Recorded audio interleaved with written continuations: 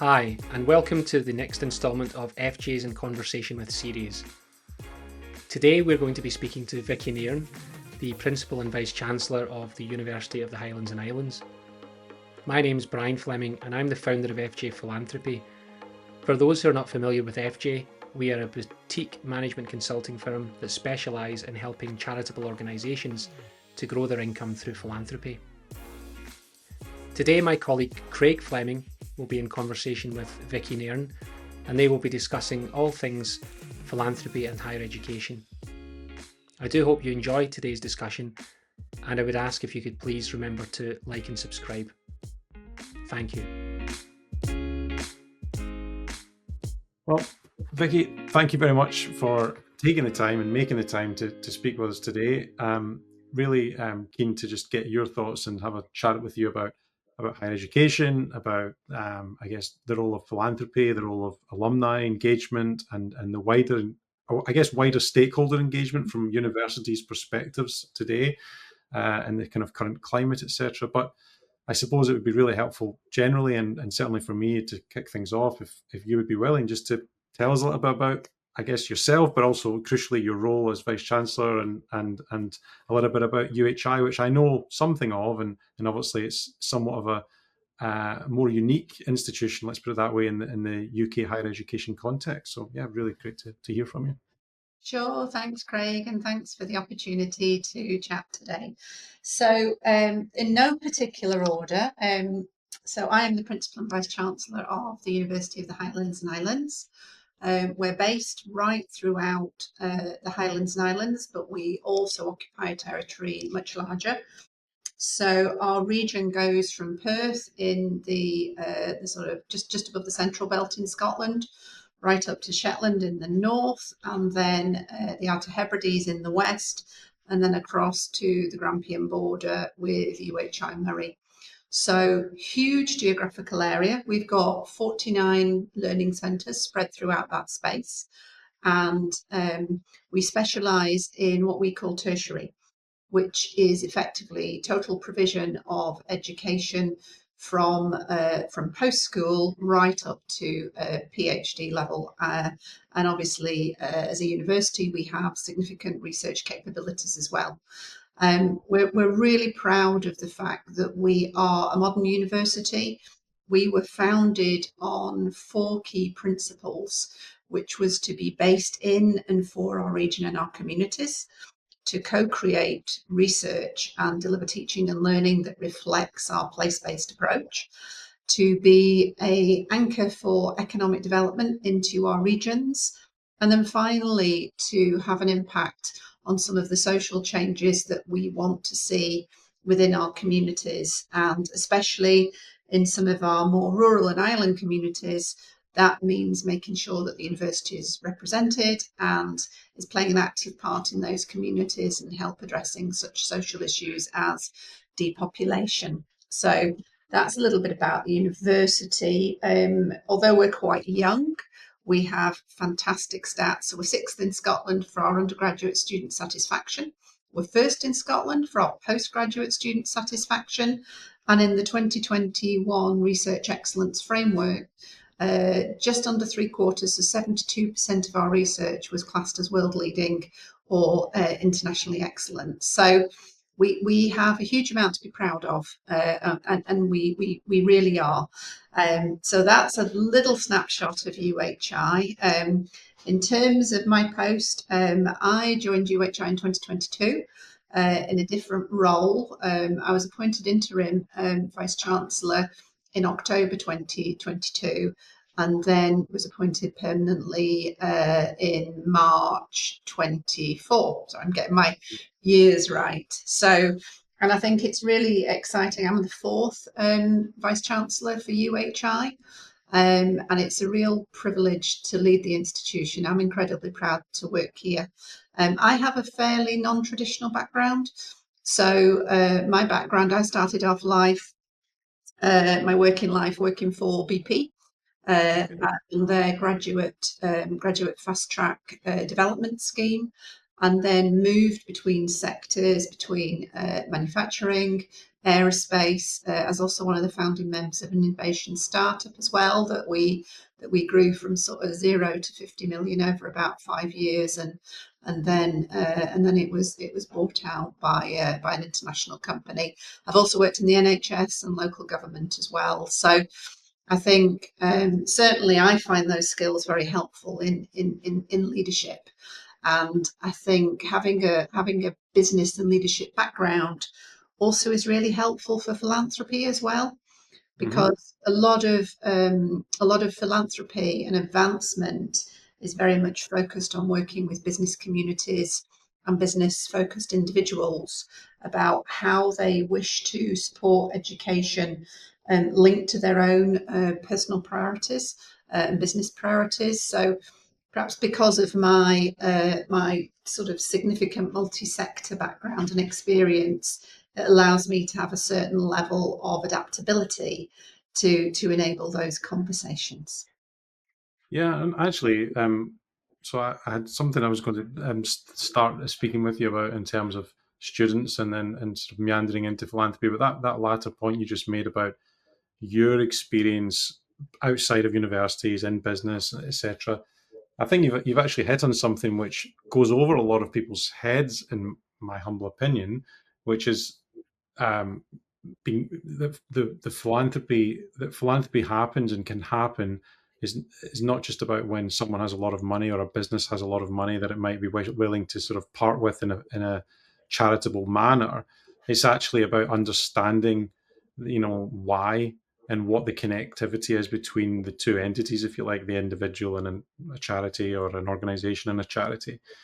And I think that, good things can happen, good partnerships can happen, and philanthropy can be more meaningful and less just simply transactional if you start on the basis of trying to understand those types of relationships. I think you've certainly got the right mindset in approaching these things, I would say, versus sometimes other people's approach or other people's preconception. Let me put it that way: is, oh well, they'll be able to help us because they've got plenty of money to do so, and I don't think that that's always the case.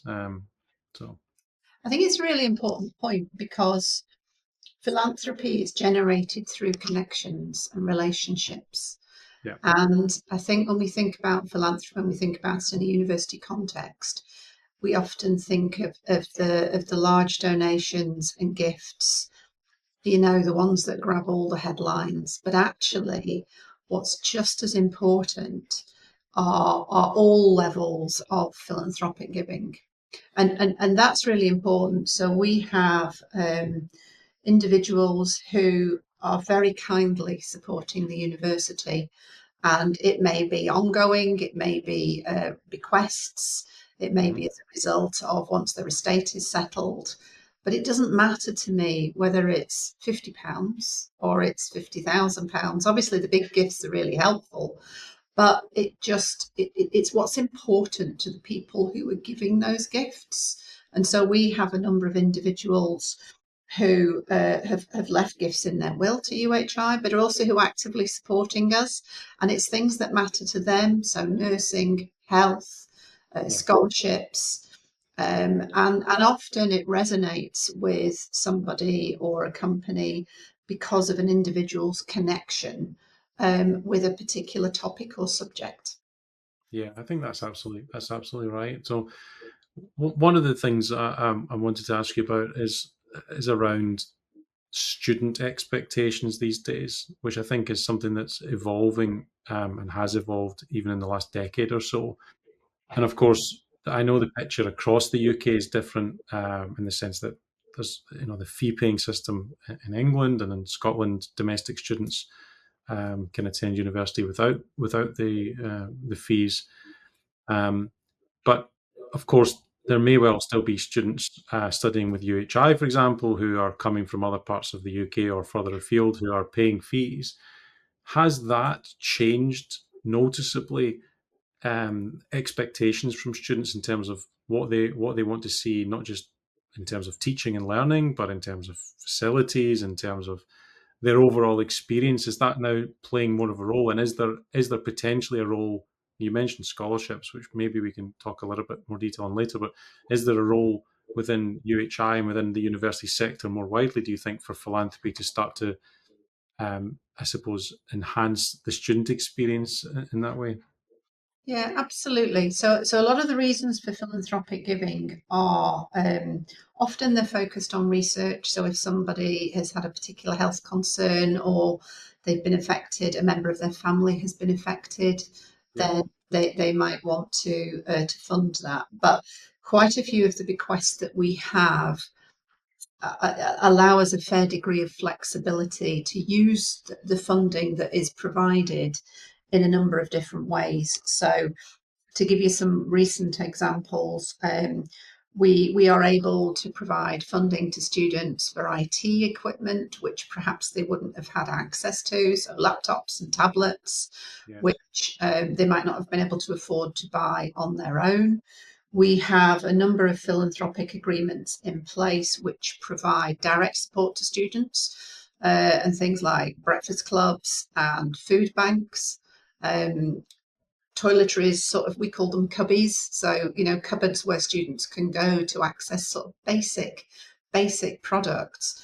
And cost of living is a real issue for students at the moment, certainly in UHI, and especially mature students. So we teach nursing, and one of the things that we find is we get quite a lot of mature students, especially female mature students, who come back to nursing actually, so that they've gone off, they've had a family, and they realise that actually they now want to pursue their passion and come back to education, and particularly in nursing. And what we find is sometimes that direct support to them is absolutely invaluable, and it makes the difference between them being able to continue on their studies or not, because trying to undertake a full-time degree when you have a young family, for example, is really, really difficult. So any support we can give them is really helpful. We also have a number of philanthropic donors who are very kind enough to fund scholarships for us. And what that enables is actually that it gives the students a bit of headspace to pursue their studies and perhaps not have to have a second job. It also means that we can fund them on placements as well. So, and we can ease that transition. So there's a number of different ways that we can work the funding. Some of it's very specific. So, understandably, if somebody's giving a sum to the university, and it doesn't, as I say, it doesn't matter whether it's £50 or £50,000 or more. Actually, quite often they'll be quite specific, which is, I want to use my gift for new sofas in a building, or I want to create a coffee shop or something like that. And that's great. We can work with that. But we also like that flexibility as well, because then we can channel it to wherever the student needs it. And I think students really welcome philanthropic giving, but I don't think that they necessarily are able to depend on it, because one of the things about advancement in philanthropy is that it is at the gift of the individual or the organisation that is providing it. And it's really important, if you're forming those relationships, that you don't take that for granted. Yes, absolutely. And obviously, in most universities, in fact, probably even for those who've done huge fundraising appeals and campaigns, the amount of money that they've raised is still only a fraction of their annualized turnover, in terms of income from other sources, be that research income, be it international fees or domestic fee income, etc., etc. But do you, from your perspective, do you think that philanthropy may start to play an increasingly important role in the financial mix and of an institution like UHI, or will it always be, in a sense, that nice thing, that nice to have that might happen? You can't fully rely on it, as you've just said. Income streams, particularly legacies, which are incredibly thoughtful and generous, but they're inherently unpredictable. And the income can often be very, to use a bit of a simple description, can be very lumpy, let's say, in terms of legacy income. So is it going to remain like that in your view, Vicky, or do you think that philanthropy and being more strategic about the approach towards it, might start to become a more important pillar, if you like, of income for universities? I think a lot of it depends on the type of institution you are. So some of the bigger institutions, and especially I would suspect some of the bigger city institutions, will have dedicated advancement teams, Yeah. and they will have a very clear view in terms of income targets to generate. I think the challenges with philanthropy, we talked about it earlier, is any gifts really are generated by the person or the company giving that gift. So if you hardwire something that isn't certain into your budget, you can get yourself into quite a tricky place. So I always work on the basis that if somebody's kind enough and generous enough to give UHI a gift, then actually that is a fantastic position for us to be in. I think the other thing that is changing quite a lot is that with some of the big economic development activities that you see in a number of regions across Scotland and across the UK, some of those developers have to actually demonstrate community benefit as part of their proposals. And they're very keen often to link up with universities and colleges to actually understand how they can translate that into education, so they can really see that it actually, they can see a concrete link. So we're fortunate enough to work with some of the ScotWind partners who've been kind enough to foster scholarships for us. And that makes a real difference to our students. But I would always caution, and other vice-chancellors may take different approaches here, but I was also always caution about hardwiring philanthropy into your budget, because quite often some of the funds that come through will be restricted to certain things. They'll also be time limited. So you may get a gift for a year, you may get a recurring gift agreement for 3, 4, 5, 10 years. But those longer term gift agreements are very unusual, I would say, unless you're very, very fortunate. Does that is that subtly different though? So I understand the point you're making completely about building a reliance into your budget when, as we've discussed, even not just with legacies, that you can't. I mean, I always say to fundraisers or to trustees or anyone who'll listen to me, frankly, which might not always be too many people, but you can control the ask, as in, you can make a very professional, respectful ask of a potential donor, whether they're a person or an institution or a trust and foundation, but you can't control the outcome. So you can do everything right up until that point, and still get a no. And in reality, as a fundraiser, you get more no's than you get yeses typically. I mean, that's just the nature of the beast. So that side of what you've just said makes, in that regard, perfect sense to me. I suppose the flip side, or the other side of the coin, to your point that I was going to ask about, is that subtly different though from still trying to be more proactive with philanthropy, trying to create more and more opportunities year on year, and therefore investing in building those stakeholder relationships, investing in not just asking your alumni for money, but engaging with them in the first place for the long term and giving back? Are those two things distinct in your mind then? No, I think they're all part of the same thing. So I would always advocate for developing those relationships, regardless. I think it's really important. But I do think there is a potential danger in depending on philanthropic income to sort of keep the lights on, if you like. I think philanthropic income usually is for very specific purposes.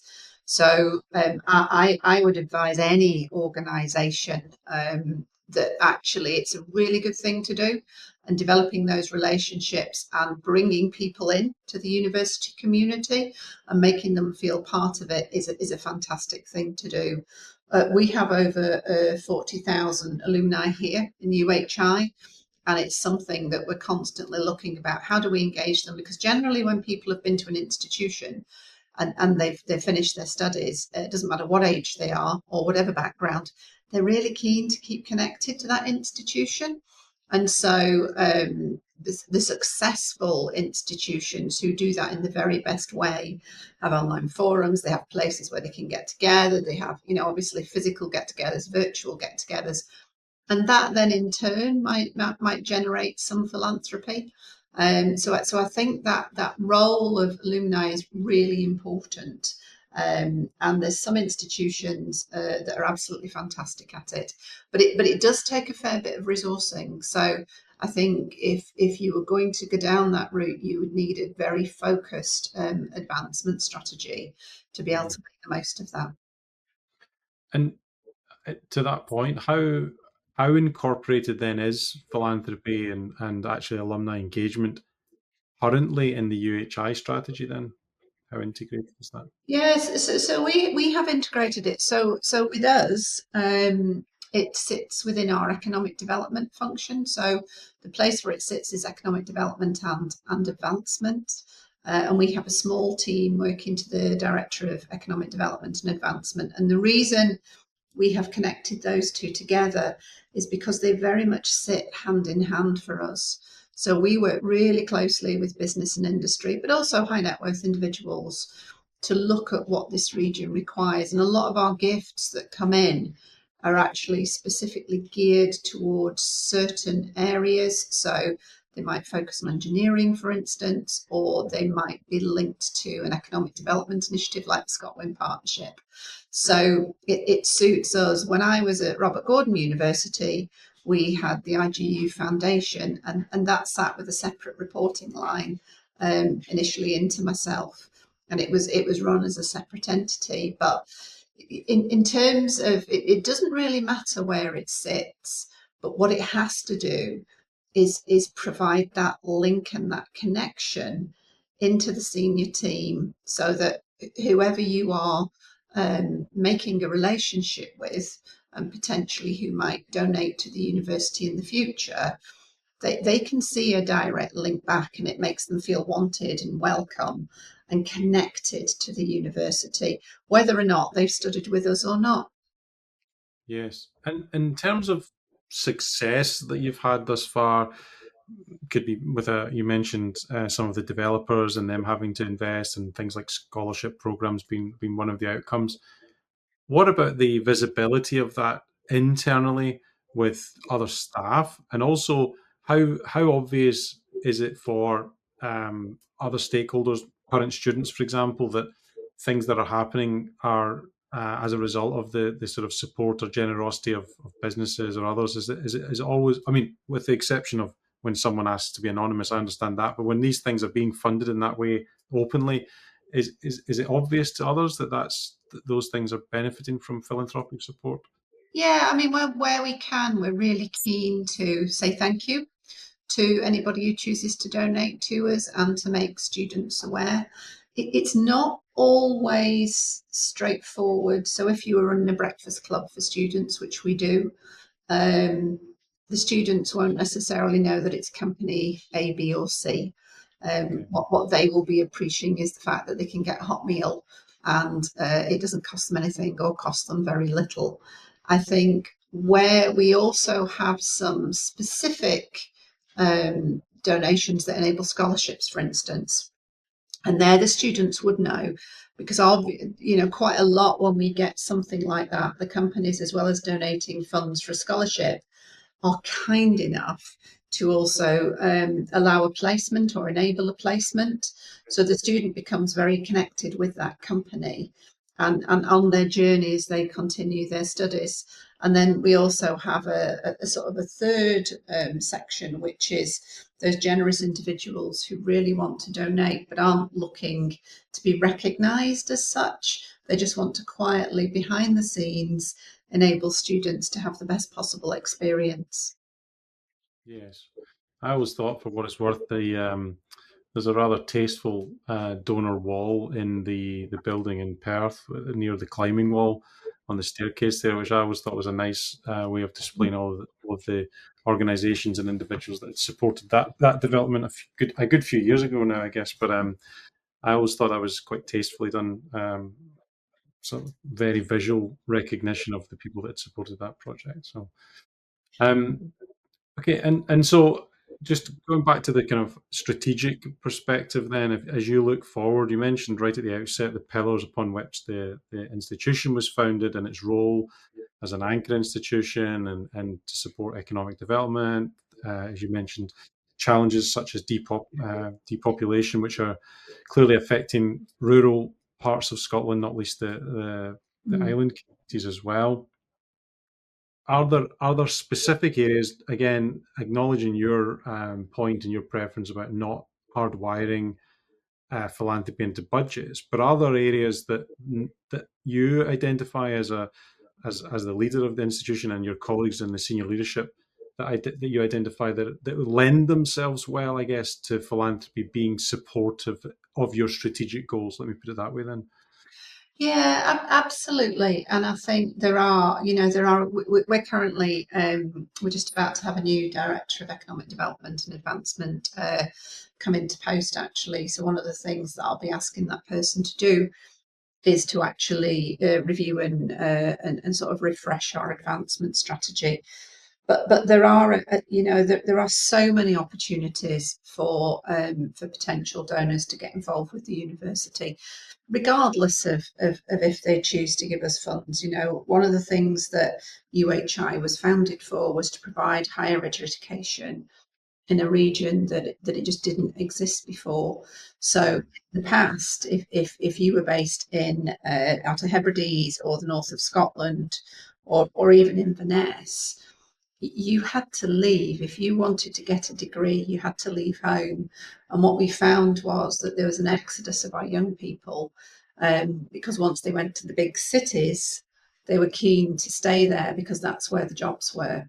So one of the big things that we find where we connect with individuals who may or may not be thinking about giving to the university is they're really passionate about using their legacy to actually create those students of the future who are able to be based in our region and stay in our region, stay with their families, perhaps stay on the family craft, and then carry on contributing to their communities. So there's many opportunities like that, and we can be completely flexible in terms of how we can best have conversations with individuals or institutions or businesses in terms of how that plays out. And sometimes even what seems like quite a sort of modest arrangement can have a huge effect. So I'll give you an example. So we had fantastic support from a local company through a wonderful gentleman called Ali Ferguson, and he has a number of businesses, but he agreed to sponsor one of the UHI Shinta teams, and that support has enabled the UHI Shinta team to win a very prestigious trophy, not once but twice. And that then is a sense of real pride for the university and for our students. And so all of a sudden you start to gather momentum, and actually it starts to have that ripple effect across the university, because it helps people identify with our university, with our mission. Our students are based in their community. And it's just fantastic when you see it all flashing across social media. But that success has really been enabled by that gift. And they come in all shapes and sizes. I have a building here in Inverness that I would love to be having a discussion about, perhaps somebody who wanted to follow a philanthropic opportunity there in the same way that Sir Ian Wood was kind enough to do at RGU in Aberdeen. Obviously, there's the Sir Ian Wood building there on the campus. So it's things like that. Philanthropy comes in all shapes and sizes, and sometimes the most modest gift can have a huge impact. It sounds like that you've obviously, in not just at UHI, but over the years, been plugged into and had experience of the impact of philanthropy, working with philanthropists. We talked at the very outset again about your philosophy about relationship building and getting to understand what people want. How integral do you consider the role of a Vice-Chancellor to be in the overall advancement activity of a university? I think it's really important. I think I think we've got some fantastic people who can be very successful in forming those relationships. And what you have to recognise is that individuals and companies and institutions that are in a position to make a philanthropic gift have lots of choices. They have lots of choices, and there's a lot of competition. So, if I go to Mr. Smith, who's thinking about donating £1 million to a cause of his choice, then you really have to build the relationship to enable Mr. Smith or Mrs. Smith, that person, to understand actually why UHI, why our institution. And that's where the relationship building comes in, because you have to understand what's really important to them. Are they donating funds to, I don't know, Alzheimer's research because a member of their family has really suffered, so they've seen firsthand that actually research can make a huge difference in treatments of the future? Or actually, do they want to leave a legacy with a building in their name, or do they want to anonymously donate and just knowing that they've done it is enough? So building that relationship is so important, and building and establishing trust, because you have to be really genuine when you're talking to people, and safeguarding their legacy. And that's the other thing I'd say to you, is when people are kind enough to give us a donation, they need to know that you are going to safeguard those funds and use them well. And I think, going back to your earlier question, there is a real danger for institutions, especially in the current climate, where actually if funding comes in, it can be very tempting to stretch the boundaries of what that funding can be used for.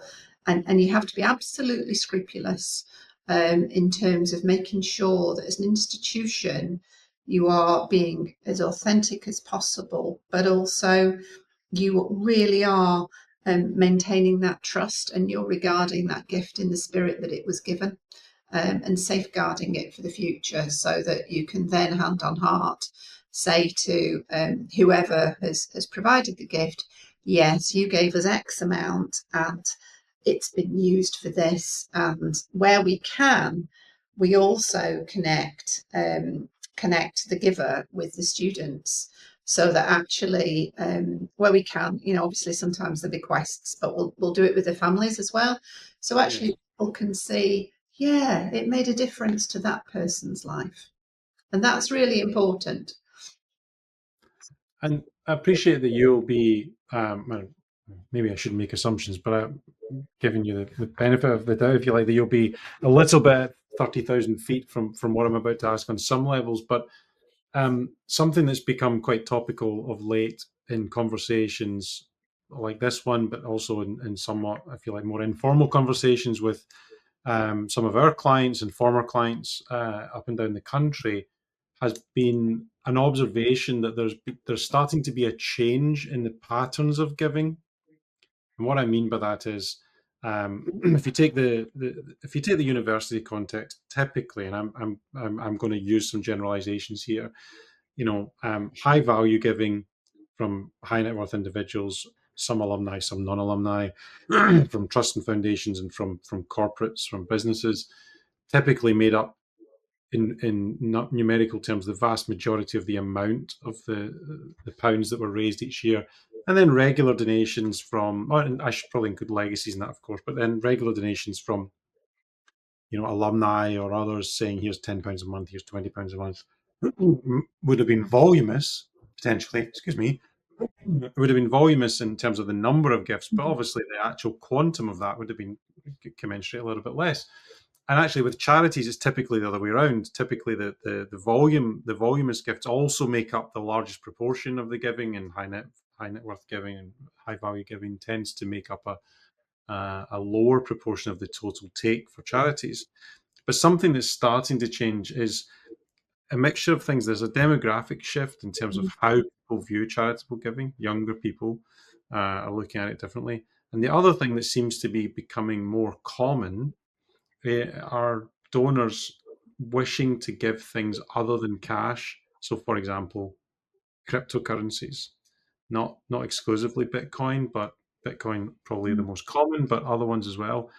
I just wondered, it was a very long-winded introduction to a question. Is this something that UHI has encountered, been asked about? Is it something that that you would potentially be open to considering in the future, accepting gifts other than the traditional, bank transfer or direct debit sort of thing? It's not something we have a huge amount of experience with. So certainly, to the best of my knowledge, say this under caution, but I don't think we've been approached about any cryptocurrencies. We do sometimes have bequests left to us that will then have a monetary value. So property, for instance, and in which point the university can get involved in that. We also have instances where funding won't come to us directly, but it might be used to purchase a facility which our students can then use. So, if somebody wants to set up I don't know, a charity, for instance, or they want to, if we've got buildings for sale, it might well be that a high net worth individual wants to help the university in a different way, but they want to see a very definite result. So we're happy to talk to anybody in any way, obviously subject to the relevant protocols and statutory requirements, about any gift that they choose to give us. We have a lot of our colleagues and philanthropists who are incredibly generous with their time, and we don't actually monetize that, but we do very much recognize it as well. So I guess philanthropy comes in all shapes and sizes, but I would agree with you. I think the demographic is changing. I also think as well, because people are living longer, they're perhaps being more mindful about their estates and about when that decision to perhaps give to an institution happens. So certainly in my experience, probably over the last 5 or 10 years, those decisions are going a bit later than they perhaps would have done, because it's a good thing. People are healthier and are living longer, and just want a bit more time to think about where they might want to leave a legacy. Yeah. Okay. Interesting. Well, I think I more or less, I didn't quite go through them in the order I'd originally penned them down, but I think I've more or less covered off the questions I had in my mind to chat with you about and get your views on. And you've been both kind and insightful and thoughtful in your responses. So thank you very much for not only your time, but for giving such meaningful and powerful answers, and giving an insight that's not just generic, but also as well at times with the specific context in which you're working within UHI. It's been interesting and useful to hear about that. And I think that the fact that it holds a unique place in the context of higher education in the UK, a fascinating story as well. So thank you very much, Vicki, for all of that. My pleasure. Thank you for joining us for the latest instalment of the FJs in Conversation with series. Please remember to like and subscribe, and I do hope you can join us again next time. Thank you.